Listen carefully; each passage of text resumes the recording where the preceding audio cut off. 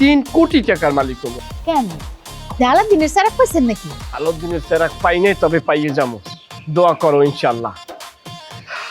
স্বর্ণের মূর্তি বুঝছো, 3 ফুট লম্বা স্বর্ণের মূর্তি, সেইটা আমার হাতে চলে আসতেছে। সেটার বাজার মূল্য বোঝো, মিনিমাম 3 কোটি টাকা। টাকার কোনো শেষ হইবে না। আমি সমস্ত টাকা তোমার হাতে সোপর্দ করবো।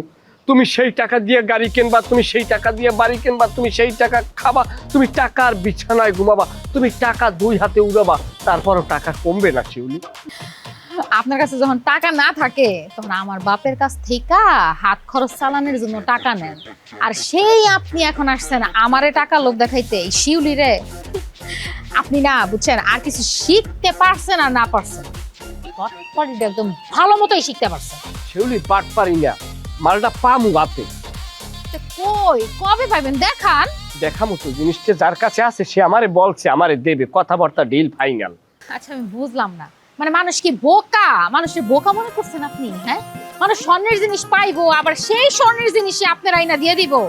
আপনি এদিকে সরেন, আমার চোখের সামনে থেকে যান, আর নেক্সট টাইম আমার সামনে আর পারবেন না। শিউলি বুঝলা না তুমি কি মাল আড়াইতেছো?